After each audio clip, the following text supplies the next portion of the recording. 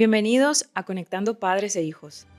Ser padre nunca ha sido fácil, pero cuando hay problemas de salud mental de por medio, la incertidumbre, el miedo y la culpa pueden volverse insoportables. ¿Cómo ayudar a tu hijo sin perderte a ti mismo en el proceso? En este podcast hablamos sin filtros, con empatía, sobre los desafíos que enfrentan los padres cuando sus hijos atraviesan trastornos de salud mental. Aquí encontrarás expertos de la salud mental como psiquiatras, psicólogos y terapeutas que comparten herramientas y estrategias reales para afrontar estos momentos, testimonios de personas que han vivido lo mismo que tú y consejos prácticos para mejorar la convivencia y cuidar tu bienestar emocional. No estás solo, este espacio es para ti, para escucharte, orientarte y ayudarte a comprender mejor a tu hijo y a ti mismo. Únete a esta comunidad de padres que buscan apoyo y respuestas. Conéctate con nosotros en cada episodio. Hola Martín, ¿qué tal? Bienvenido al podcast. Continuamos con esta saga de heridas emocionales. Hoy vamos a hablar de la herida de traición, que es una de las heridas más comunes y que hace más mella en las relaciones interpersonales. Y bueno, empezamos como siempre preguntándote qué es exactamente una herida de traición. Muchas gracias. No, mira, la herida de traición es una herida bastante común actualmente que puede surgir por múltiples factores. Principalmente siempre se va a dar cuando hay alguna promesa incumplida o algún acuerdo tácito que es roto, ¿no? Y esto se puede crear en la infancia, ya sea con los padres. Ejemplo, te prometo que vamos a ir a tal lugar, ¿no? Y después, por ahí no pude ir a tal lugar, no pude llevar a mi hijo a tal lugar, ¿no? Y en vez de explicarle, mira, sabes que se complicó, no lo vamos a poder hacer, lo dejo ahí, ¿no? No doy explicaciones y después va a venir ese reclamo. Che, pero no fuimos a tal lugar, me dijiste que íbamos a ir, no fuimos. Y la explicación, por ejemplo, carece de un significado profundo o no tiene la claridad suficiente como para que el niño pueda entender, ok, no se pudo ir por esto, no es que no se me está cumpliendo una promesa. Si esto se reitera en el tiempo, el niño puede comenzar a desarrollar este sentimiento de traición. No es esta la única opción. También se puede dar una herida de traición en caso de que, por ejemplo, necesito que mi figura de autoridad me proteja, o sea, mi padre o mi madre, y no están presentes o falta esa protección. Entonces, el niño puede desarrollar ahí una herida de traición. Ahora, ¿qué es lo que sucede con la herida de traición? La herida de traición, al igual que como vimos en la herida de abandono, dijimos que la herida de abandono, la máscara es del dependiente, en la herida de traición la máscara es del controlador. Con el tiempo se empiezan a desarrollar mecanismos de defensa donde la persona tiende a controlar de más todo el entorno. Y suelen ser personas muy sagaces mentalmente, como para empezar a interpretar las intenciones de uno, las intenciones del otro, el por qué dijo tal cosa, ¿no? Lo cual genera un estado de hipervigilancia que habitualmente conduce a situaciones de ansiedad, de estrés o inclusive de sobrepensamiento, ¿no? Frente a algunos temas en concretos. Sobre todo vinculados a la lealtad que se le puede tener el entorno a la persona. Bien, el problema de la herida de traición, cuando lo abordamos desde la niñez, radica en que el niño puede que no tenga tal vez los elementos o las herramientas para comprender eso que está pasando, ¿no?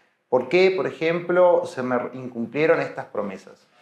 Claro, cuando uno es niño hay cosas que no las puede entender o porque tal vez no las puede saber el 100% de la verdad, ¿no? Porque tal vez que no tenemos las capacidades cognitivas como para procesar determinada información. Pero ya cuando uno es más grande, como que uno puede ver eso desde otra perspectiva más adulta y empezar a resignificar ese contenido que tal vez en la niñez quedó como inconcluso, exactamente.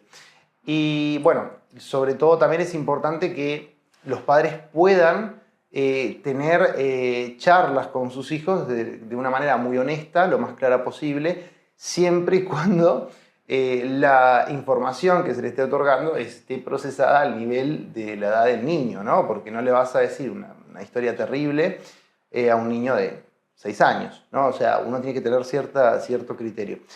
Otra de las opciones, que es de las más normales de por qué se crea una herida de traición, radica, por ejemplo, en los divorcios. cuando la madre y el padre empiezan a litigar entre ellos y en el medio quedan los niños. No, porque tu padre hizo tal cosa. No, porque tu madre dijo tal cosa. Bueno, esto genera una herida de traición. ¿Por qué? Porque en teoría la figura del padre y la madre, o sea, tendría que ser un uno para el niño, ¿no? Más allá de que se puedan separar, de que se estén divorciando, que eso es una decisión adulta, que ya hay sus razones, ¿no? Lo que hablábamos recién. El niño puede que carezca de algunas habilidades cognitivas como para saber por qué se está dando esta separación. Pero lo que importa acá es no poner al niño en el medio, porque justamente si no tiene esas herramientas y después le ponemos ideas de lo que hizo tu padre fue terrible, o lo que dijo tu madre no estuvo bien, estamos generando una herida de traición, porque en teoría estas dos personas que, ¿no? Mírenlo desde el lugar de un niño, estas dos personas que tendrían que contenerme, darme unidad y demás, en este momento se están peleando entre ellos, ¿no? Y me están poniendo a mí a decidir si es con fulano o es con mengana, ¿no? Entonces eso es súper dañino para el niño, ¿no? Muy importante. El tema de las separaciones lo hemos hablado mucho aquí en el podcast porque creemos que es una situación bastante grave que genera muchos trastornos y muchas heridas en los niños. Pero aparte de los niños, sabemos que esta herida de traición también se puede generar siendo adulto. ¿En qué situaciones, por ejemplo? Bueno, en la adultez, la herida, bueno, pueden pasar dos cosas. Uno, que la persona haya desarrollado la herida de traición en la niñez, lo que por profecía autocumplía, este concepto que veníamos hablando en el podcast anterior, la persona vuelve a repetir estos ciclos inconscientemente, ¿no? Se empieza a vincular con gente que vuelve a romper su confianza una y otra vez, ¿no? Como si fuese un círculo vicioso. Entonces, claro, evidentemente en la adultez puede volver a vivir estas situaciones, ya sea con amigos, con amistades que vuelven a traicionarle o con parejas. Otra opción es que la persona no haya desarrollado la herida de traición en la infancia propiamente y que por algún hecho traumático, puede ser una infidelidad muy agresiva que la persona no pueda procesar, alguna traición, alguna amistad o mismo en los lugares de trabajo, ¿no? Muchas veces en los lugares de trabajo se generan estas situaciones de traición y bueno, puede ser que la persona desarrolle una herida de traición. Ahora, en la adultez, uno ya tiene las herramientas como para procesar determinada información. Pero a veces el impacto es muy fuerte. Supongamos que hay una pareja que tiene un acuerdo como un vínculo cerrado, un vínculo estable. Y resulta que una de las partes rompe este acuerdo, ¿no? Sea con una infidelidad real o con una infidelidad emocional o, bueno, en fin. Claro, a nivel de la confianza se rompe. Pero la confianza no solo se mina, porque después empiezan a venir otro tipo de sensaciones. Es decir, por ejemplo, la persona que está siendo víctima de la herida de traición puede internalizar inclusive la culpa de la traición, cosa que en realidad no es responsable. Porque no caigamos en esto de, no, si hay una traición, entonces la culpa es de ambas partes. No, porque la traición es una decisión. Y como decisión, a ver, pueden haber cosas que no estén bien en el vínculo. Eso sí, es responsabilidad de ambos. Pero la traición es una decisión. Entonces, jamás puede ser culpa de ambas partes en este punto, ¿no? Lo que puede haber de responsabilidad acá es que no se hablaron las cosas, no se plantearon las situaciones, tal vez que el vínculo no estaba bien, había que tomar otros caminos. Eso sí. Pero, ¿qué pasa? La persona que fue, por ejemplo, la que tiene la herida de traición, empieza a internalizar la culpa y por ende empieza a minar su autoestima. Entonces empieza a pensar que tal vez no es suficiente para el vínculo, que tal vez que hizo las cosas mal, que tal vez que o se ha descuidado físicamente y por eso la pareja está queriendo o abriéndose hacia otras oportunidades, que tal vez que no tiene los proyectos de vida necesarios, o en fin, ¿no? Empiezan a pasar muchas cosas que no solo bajan la autoestima, sino que pueden conducir a un trastorno generalizado de ansiedad, a un trastorno depresivo. Bueno, también hay casos en donde se puede llegar a intentos de suicidio, o sea, cosas graves, ¿no? O sea, no es una tontería. Y claro, ¿qué es lo que sucede acá? Que este tipo de situaciones tienen consecuencias, siempre. Por eso es importante que se respeten los acuerdos. Si, por ejemplo, acá está la clave para poder detectar y empezar a entender cómo trabajar una herida de traición. Si, por ejemplo, hay un acuerdo de una relación abierta, es una cosa que no la vamos a trabajar en este momento, aunque también hay acuerdos que no se deben de romper, ¿no? Porque en las relaciones abiertas también se estipulan ciertos acuerdos. Pero vamos a centrarnos en una relación tradicional, clásica. Si tenemos un acuerdo de exclusividad, un acuerdo de lealtad mutua y bla, bla, bla, la responsabilidad emocional va a radicar en ambas partes en, primero, no pasar un segundo la línea, ¿no?, donde uno empiece a desconfiar de la otra parte. Porque si esto se da, la confianza se empieza a minar. Y aunque no haya una traición real físicamente, puede que exista una emocional, ¿no? Y claro, si pasa una, pasa dos, pasa tres, pasa cuatro, pasa cinco, pasa 10, pasa un año y siguen pasando charlitas que, por ejemplo, están de más con terceras personas. Si uno no da un mensaje claro de que no está abierto a ninguna otra opción, ¿no? O sea, de que está cerrado a las demás opciones y está, digamos, apostando por el vínculo, claro, a la larga podés desarrollar una herida de traición en la otra parte, ¿no?, con todas las consecuencias que conlleva y minar la confianza. Evidentemente, si uno no está cómodo en un vínculo, que también es normal y es posible, acá lo importante es no romper los acuerdos, sino directamente hablar con la otra parte. Mirá, no me siento cómodo. Puede ser doloroso, pero a veces la solución es que cada parte se abra, pero hablando con madurez y con, sobre todas las cosas, responsabilidad emocional. Y no haciendo cosas por atrás, sobre todo las mentiras, ¿no? Evitar mentiras. Esto va para los padres también. Un padre, por ejemplo, que si un niño empieza a descubrir que sus padres le empiezan a mentir una, otra y otra vez, que esto a veces pasa, que a veces los padres lo hacen como mentiras piadosas, ¿no? Esa famosa mentira piadosa que no tiene ninguna mala intencionalidad, pero que al final del día es una mentira. Y cuando el niño la empieza a descubrir, claro, se empieza a romper esta confianza, ¿no? Y bueno, lo mismo sucede con los adultos, ¿no? Cuando hay una mentira, otra, un ocultamiento y demás. Y bueno, si te pasa con una amistad, la misma situación, puede ser que el vínculo después no lo resuelvas, porque es muy difícil después de que se rompe la confianza reconstruir todo eso, ¿no? Y para que eso se dé, que esta es otra de las cosas que pocas veces se menciona, cuando, por ejemplo, se produce una traición de una amistad o en una pareja, se puede resolver. Y bueno, como poder resolver se puede, siempre y cuando ambas partes estén dispuestos a dar los pasos que se tienen que dar para que eso se resuelva. Y eso implica construir confianza de nuevo. El problema es que, claro, como vimos, en la herida de traición, la persona que la está sufriendo va a desarrollar una máscara de control. Y hay que ver si la otra parte, tiene la disposición como para tolerarlo un tiempo al menos, hasta que salga de ese bucle y se pueda volver a confiar. Y ahí no todo el mundo está dispuesto. Entonces muchas veces no se puede reconstruir, ¿no? Y esto vuelve a ser como una cuestión cíclica. ¿Por qué? Porque la persona, si no tiene garantías, vuelve a desconfiar. Y aquello se termina produciendo, bueno, se termina generando una situación un poco desadaptativa, tóxica, ¿no? Tóxica. Sí, sí, sí. Esa es la palabra de moda. Sí, sí, sí. Vale, perfecto, entiendo. Otra de las preguntas que tenemos es, ¿a través de esta herida se pueden generar trastornos graves de la salud mental? Sí, sí, efectivamente. El primero, como mencioné, el trastorno generalizado de ansiedad, el trastorno depresivo, especialmente en los adultos.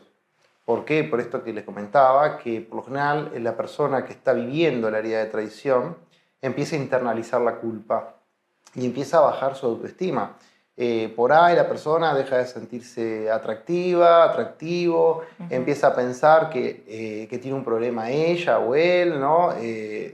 Entonces empieza a internalizar esta responsabilidad y cuando querés ver, la persona puede estar sumergiéndose en un estadio de pensamientos muy negativos que lo pueden conducir a situaciones de depresión, desidia, frustración, ganas de no continuar con muchas cosas o con proyectos.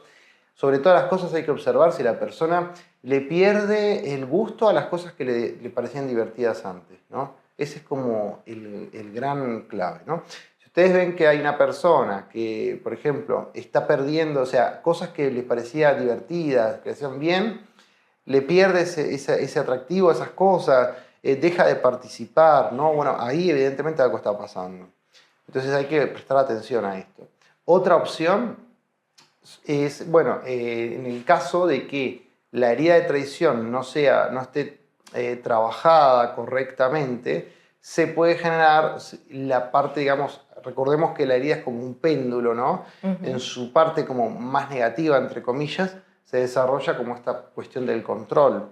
Y por tanto se podría desarrollar también una celotipia desadaptativa, ¿no? Es decir, una persona que por cuestiones paranoicas, con ideación paranoide, empieza a celar permanentemente los vínculos, que eso no es para nada sano, ¿no? Y eso puede ser patológico. Y otra cosa es, recordemos que los celos son una emoción humana natural. ¿Son buenos, son malos? Esto es un debate. La realidad es que hay celos, hay tipos de celos que son adaptativos, es decir, que son normales que la persona los tenga. Si hay un elemento real que lo esté disparando. Cuando el elemento real no existe, ¿no? Y la persona está experimentando una situación de celo compulsiva, entonces ya estaríamos hablando de una situación que podría llegar a ser patológica, porque puede estar conectado con la ideación paranoide. Y esta es otra historia, ¿no? Entonces, la ideación paranoide es una característica también que se puede dar con una herida de traición que no esté trabajada. Bien, lo mismo, por ejemplo, hay estudios que hablan un poco que puede estar conectada con el TOC, especialmente con el TOC de amores, ¿no? Que el TOC se caracteriza por este pensamiento intrusivo, esta rumiación, donde la persona puede que no se sienta suficiente, que no sabe si la persona lo quiere, no lo quiere, quiere estar con ella, ¿no? Este pensamiento permanente que aparece como compulsiones y que además generan una ansiedad o una forma, o sea, afecta el diario vivir de la persona. Entonces hay que prestar atención también a esto, si este tipo de pensamientos son realmente... ¿cómo decirlo? Si a nivel cotidiano están afectando la vida de la persona o no, porque en base a esa magnitud también se va a evaluar si es posible o no que esté experimentando determinadas cosas. Pero sí, entre otros trastornos, ¿no? O sea, porque ahí podemos seguir, ¿no? El control puede derivarse en otras cosas que son un poquito más complicadas también, ¿no? Muy interesante. A partir de aquí, seguramente hay muchas personas con heridas de traición que nos estén escuchando y que probablemente estén metidas en vínculos que quieran romper. ¿Por dónde pueden empezar? ¿Qué herramientas hay para empezar a curar esa herida y para empezar a reconstruirse? Bueno, lo primero, aceptar el hecho de que tal vez en algún momento de tu historia personal puede haberse dado alguna traición, ¿no? Esto lo primero. Luego de esto, entender que una traición, bueno, dependiendo cuál sea el tipo, ¿no? Pero una traición en general no es una responsabilidad de la persona que está siendo víctima de la traición. Recordemos que en sí, por ejemplo, hay cosas que son decisiones. Si una persona decide, por ejemplo, conscientemente mentirte, no sé, mentirte, engañarte o ocultarte la verdad, o en fin, lo que esté pasando, ahí hay una decisión consciente de por qué se está haciendo. Vale. Entonces, lo primero de todo es separar la internalización de la culpa, ¿no? Que puede sentir la persona que está siendo víctima de la herida, pero aceptando el hecho de que la traición se ocurrió, ¿no? Eso sobre todas las cosas, pero separarse de la responsabilidad, ¿no? Que la persona no se responsabilice del error de otra persona, porque ahí ya, si no, es imposible que se pueda construir nada. Luego, lo que hay que hacer es tratar de empezar a fortalecer el autoestima, de modo tal que la persona pierda la necesidad del control. Porque si la autoestima no está fortalecida, la persona no va a poder lanzarse, soltarse a confiar en el entorno. Y esto implica todas las relaciones donde la persona tiene un vínculo afectivo fuerte. Puede ser un hijo, una amistad, la pareja, los padres, ¿no? Entonces, si la persona no suelta ese control, a la larga siempre va a estar con esa hipervigilancia que no va a permitir que ella empiece, o ella o él, digamos, empiecen a soltarse. Entonces, eso sobre todas las cosas, soltar el control. Luego lo que se puede hacer son escribir cartas, como hablamos también en la herida de abandono, escribir cartas a esas figuras que, por ejemplo, dañaron esa autoestima, lastimaron a la persona, no con el fin de hacérsela llegar, sino con el fin de sacar toda esa cuestión emocional que haya. Otra situación que puede ayudar mucho en estos casos es el mindfulness y hacer cosas que refuercen la autoestima. O sea, tratar de todas las semanas hacer algo que refuerce el autoestima. ¿Cómo qué, por ejemplo? Por ejemplo, si a la persona le hace bien el ejercicio físico, pues hacer ejercicio físico. Si a la persona le hace bien hacer meditaciones de mindfulness, pues que haga meditaciones de mindfulness. Le hace bien pintar, sabe pintar, que se ponga a pintar. Que tenga un espacio en donde la persona pueda desarrollarse, pueda expandirse, ¿no? Porque esto es una forma de crear cosas hacia el afuera, ¿no? Sacar cosas hacia afuera, por ejemplo, en el caso de la pintura, que permiten que la autoestima vuelva, ¿no? a ir construyéndose. No sé, le gusta actuar, bueno, tal vez que necesita inscribirse en un grupo de teatro, o le gusta cantar, bueno, no sé, a cantar, o lo que sea. Vale. Pero que genere independencia y que a su vez le permitan continuar con un desarrollo de sus propias, digamos, facetas interiores, ¿no? Bueno, después tratar de mantener los diálogos claros. Si, por ejemplo, el vínculo es con una pareja, una amistad, tratar de aclarar todo lo que haya que aclararse. Es decir, si hay algo que, por ejemplo, a la persona le está costando trabajo procesar, bueno, tal vez que se merecen una charla. Y en la charla decir, bueno, poner como, no las condiciones, pero sí qué uno está dispuesto a tolerar y qué uno no está dispuesto a tolerar. Aunque a veces esto es difícil, porque a veces hay años de vínculo y uno como que empieza a poner en la balanza otras cosas que pesan más, menos, pero a veces por salud mental es bueno dejar esto claro, ¿no? Mira, yo esto no lo puedo seguir tolerando porque me está afectando, ¿no? Y tal vez que prefiero que me duele ahora un poco o mucho y que no me destruya dentro de un tiempo, ¿no? Entonces, sí, tratar de que haya una responsabilidad en cuanto a lo afectivo de ambas partes, ¿no? Visibilizando y aclarando qué tipos de acuerdos tenemos. Porque esto, sobre todas las cosas, es lo más importante. Hoy por hoy a veces se crean vínculos en donde los vínculos no están claros. O sea, porque empezaron como amistades, que después, que no sé qué, que no sé cuánto, pero nunca se sentaron y dijeron, bueno, ¿qué es lo que queremos? ¿Vamos a querer esto? Entonces esto, si vamos a querer esto, estos van a ser los límites. ¿No vamos a querer esto otro? Bueno, estos son los límites, ¿no? O estos son los acuerdos tácitos que tenemos. Pero si no están claros, si no se hablaron, hay que hablarlos. Y en cuyo caso, bueno, ahí habrá que tomar decisiones si no se llegan a acuerdos, que esto también puede pasar. Y a veces este tipo de charlas se evitan porque uno quiere una cosa y otro quiere otra, ¿no?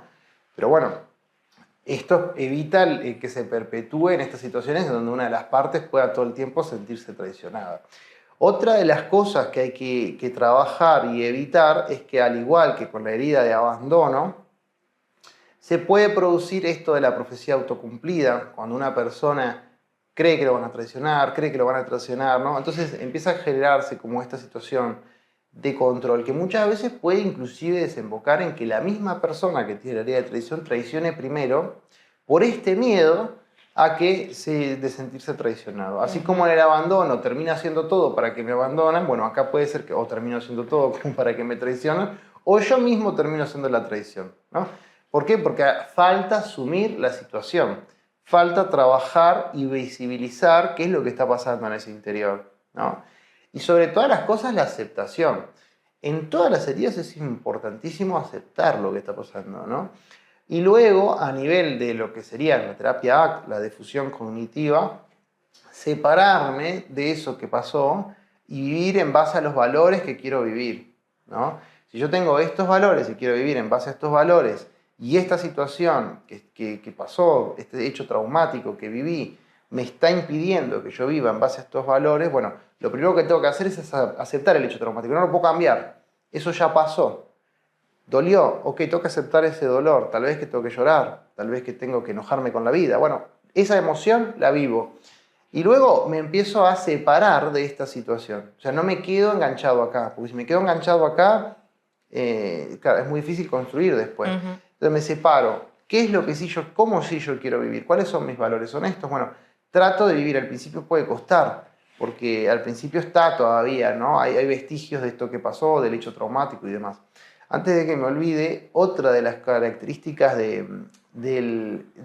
sea, de los trastornos que pueden verse asociados, aunque no está directamente, no se puede decir directamente que es así, pero el TEPT, el trastorno de estrés postraumático, tiene ciertas características que se pueden dar cuando la persona experimenta un trauma complejo. Y la realidad es que la magnitud del trauma, o sea, es difícil a veces, bueno, hay cosas que son realmente muy traumáticas, pero el hecho de una infidelidad, una traición y cómo se dio el vínculo, ¿puede transformarse en un trauma complejo? Sí, va a depender de cómo la persona lo está viviendo. Entonces, esto puede conducir también a que se desarrollen situaciones en donde hayan recuerdos de, por ejemplo, situaciones donde me sentí traicionado, flashback, ¿no? Estos recuerdos, esto yo ya lo viví antes con otra persona, ¿no? Entonces, esta situación puede ser una alerta de que se puede estar experimentando algún trauma complejo que no está cerrado y que falta tal vez trabajar. A nivel clínico, una terapia que puede ser muy buena para esto es el MDR, ¿no? Que está lo que se llama la desensibilización por movimientos oculares, o bueno, también la terapia de aceptación y compromiso. También cabe destacar que, por ejemplo, cuando una persona tiene una herida de traición, además de la máscara del control, puede desarrollar la idealización exagerada de algunos vínculos. Es decir, empieza un vínculo de amistad y la idealización, ¿no? Es la mejor amistad, mi mejor amigo, no sé qué, no se lleva. Claro, y la cuestión es que a veces uno pone tan alto, ¿no? La vara ya tan alta que el más mínimo error ya se me cae el mundo, ¿no?